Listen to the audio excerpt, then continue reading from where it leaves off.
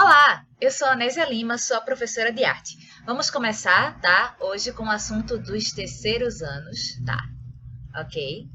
Que pertence à segunda unidade, que está dentro do conteúdo de arte moderna, ok? Então, vamos começar, beleza? Vamos lá. Os assuntos dessa unidade, os conteúdos são os seguintes. Primeiro, tá? Para a gente se localizar no tempo e no espaço. A gente está já no século XX, ok?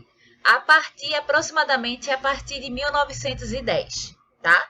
Os movimentos, eles praticamente se firmaram, tá? Os manifestos e a própria origem desses movimentos que a gente vai trabalhar essa unidade a partir de 1910, ok? A gente vai trabalhar com abstracionismo. É importante falar que esse é o primeiro movimento que a gente trabalha essa unidade, mas eu coloco ele como um movimento. Mas na realidade, ele é uma expressão, tá? Que vai acontecer, né? Que já aconteceu na realidade em outros movimentos que a gente já viu.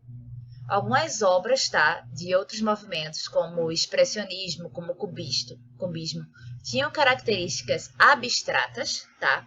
Mas eu coloco ele aqui, tá? Num quadradinho, localizando ele, para vocês entenderem o que é uma obra abstrata, ok? A gente também vai ver essa unidade, o suprematismo, tá? Que ele, junto com o construtivismo, são de origem russa, ok? E o dadaísmo, que é um movimento que vai basicamente ser a ruptura da ruptura. Se a arte moderna já cria uma ruptura com a arte tradicional, acadêmica, né? O dadaísmo vai ser a ruptura dentro da ruptura. Vocês vão entender quando a gente conversar sobre ele. E surrealismo, onde os sonhos se tornam matéria-prima para a construção artística, ok? Seguindo, a gente começa com o abstracionismo, tá? Beleza? Em sentido amplo, o abstracionismo, tá? Esse movimento ou essa ideia, refere-se às formas de arte que não são regidas pela figuração e pela imitação do mundo. Como assim? Mesmo nos movimentos que a gente já trabalhou aqui nessa unidade, né? A gente mesmo eles desconstruindo com as formas, mas a gente inclusive conseguia encontrar uma questão formal. Você identificava o ser humano, você identificava o objeto que estava sendo representado. O abstracionismo, essa ideia, é quando você não consegue identificar, tá, o objeto que está sendo representado. É um conjunto de elementos que são colocados na obra, onde você, tá, não identifica o que é. Pode ser formas geométricas, linhas, manchas de tinta, onde você não tem, de certa forma, quando você visualiza a obra, a ideia do que é aquela forma em si, tá? Alguns de vocês vão querer, inclusive, encontrar uma figuração dentro de uma obra abstrata, porque a tendência nossa é fazer isso. A gente sempre quer encontrar, né, uma realidade, algo referente a essa imitação do mundo. Mas no abstracionismo isso vai ser muito mais subjetivo, ok? Então, como eu conversei com vocês, tá? É uma ideia específica e ela está ligada a vanguardas europeias que surgiram, né, que ficaram mais em evidência a partir de 1910 até 1920, né, que elas se recusavam à representação ilusionista da natureza. Isso, todas as vanguardas sempre pregavam essa ideia, tá, pessoal? Eles não queriam trazer essa concepção de uma realidade na obra de arte, propriamente dita. Eles queriam quebrar, tá, com esse formalismo dessa imitação da natureza nas obras de arte. Seguindo, então, o abstracionismo não é uma criação, tá, exclusiva da arte moderna, é importante a gente se ligar nisso. Porque as pinturas rupestres, as pinturas do período da pré-história, tá, elas apresentavam nítidas incursões nessa arte abstrata. A gente tem um exemplo, tá, da cerâmica marajoara, aqui dos nossos índios brasileiros, que tem, de certa forma, uma decoração geometrizada. Então, se é uma decoração geométrica, né, segue formas geométricas, mas as formas geométricas a gente não... Por exemplo, o círculo. A gente pode desenhar, né, o círculo e dizer, é uma maçã. Se você caracterizar como maçã, colocar a cor avermelhada com os elementos, beleza, esse círculo virou uma maçã. Mas círculo por círculo, quadrado por quadrado, não são formas que existem na natureza, entende? Eles são formas abstratas que a gente utiliza para exemplificar formas que existem. É loucura, eu sei, mas é por isso mesmo. Então, quando a gente desenha várias linhazinhas, a gente não tem isso na natureza, entende? Não tem isso na realidade. A gente faz isso, desenha por uma característica da nossa consciência de própria abstração, tá? Então, isso já acontece desde a pré-história, tá? E a gente tem o exemplo dessas cerâmicas indígenas, que eu trago para vocês aqui. Primeiramente, antes, a pintura rupestre, onde você vê, tá? Formas, é isso que eu estou dizendo para vocês. Essa ideia de linhas que não comunicam algo, não tem um formalismo que você olha e diz, é isso, tá? Não é algo muito que você olharia e diria, eu sei o que é isso, é isso. Você pode até supor o que possa ser, a partir do seu conjunto simbólico. Você pode pensar que são gaivotas, que pode ser um mar, mas isso são coisas que eu estou dizendo a partir das minhas referências simbólicas. Né? Aqui, qualquer um de vocês vai ver uma coisa diferente. Então, isso que o abstrato traz.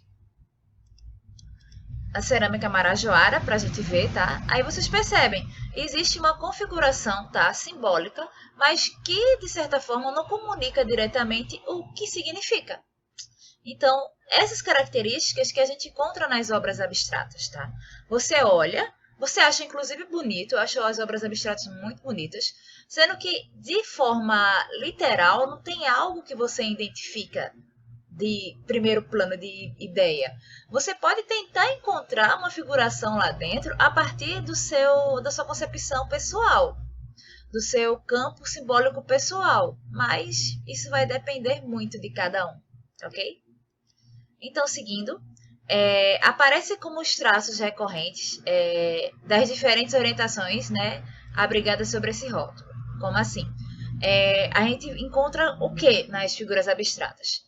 A decomposição da figura. Então, a figura ela não está composta, ela está decomposta. Então, a identificação da figura que está sendo representada fica muito mais difícil de se ver, né, de se compreender. A ideia de simplificar as formas, então a gente vai encontrar muita geometrização em algumas obras abstratas. Novos usos da cor, isso já estava acontecendo desde o expressionismo, então não é novidade para ninguém. A rejeição dos jogos convencionais de luz e sombra, porque, claro, se a gente não está utilizando a relação com a realidade, a mimesis e a perspectiva, então essa ideia de perspectiva, de técnicas de modelagem, tudo isso que era pregado pelos nossos amigos renascentistas e os acadêmicos não vai ser utilizada, ok? Então, seguindo, como a gente já conversou, tá? Inúmeros movimentos e artistas aderem à abstração, tá? E, de certa forma, a partir da década de 30, a gente consegue ver outros eixos, tá? Desse conceito de abstração. Inclusive, a gente vai ter outros movimentos com o nome de abstracionismo, como o abstracionismo... Ai, meu Deus. Abstracionismo... abstracionismo expressionista. Isso. Que, inclusive, vai ser muito conhecido nos Estados Unidos a partir dos anos 50, com um rapaz chamado Pollock. Bem legal. Ok? Então, os movimentos que vão, de certa forma, aparecer esse abstracionismo, tá? Que a gente já trabalhou, como o cubismo, o fauvismo, o expressionismo, o futurismo. E a gente já viu tudo isso aqui, nesse canal de videoaulas. Ok? E a gente tem que o abstracionismo ele vai se dividir em duas tendências, em duas formas. Tem o lírico, tá? E o geométrico. A gente tem o abstracionismo lírico e o geométrico. Observação. Essas denominações, elas podem elas podem aparecer diferente para vocês. Como assim? A gente pode encontrar o abstracionismo lírico como informal e o abstracionismo geométrico como abstracionismo formal, tá? Ou abstracionismo lírico como subjetivo. Vocês vão entender porque tem esses significados, tá? Essa primeira obra aqui, que é do Kandinsky, que é vários círculos na pintura, ela poderia ser considerada um abstracionismo geométrico, mas ela está muito mais próxima do que a gente chama de abstracionismo lírico. Por quê? Não existe uma organização nas formas geométricas aqui colocadas. Está muito mais solto, mais instintivo, mais subjetivo, mais aleatório. Quando isso tem essa impressão, detalhe, eu estou falando de Kandinsky. Kandinsky não é nada aleatório, tá? Kandinsky realmente ele calculava, ele pensava muito quando ele fazia essas obras abstratas. Mas a impressão que dá quando você observa essa pintura é como se tivesse uma coisa mais solta, mais maleável. Então, ela seria lírica ou subjetiva ou informal. Então, vamos lá. O lírico, sensível, subjetivo, informal aparece em reação à Primeira Guerra Mundial para compor, tá, uma arte imaginária, inspirada no instinto, no inconsciente, na intuição, ok? É uma pretensão, tá, desse abstracionismo que a gente chama de lírico, sensível, subjetivo, de transformar essas manchas de cor em linhas em ideias, em símbolos subjetivos, tá? Então, é quando você olha uma obra abstrata e ela tem essa organização meio desorganizada, é lírico, tá? A gente tem exemplos do Kandinsky também, tá? Como essa aqui que a gente tá vendo.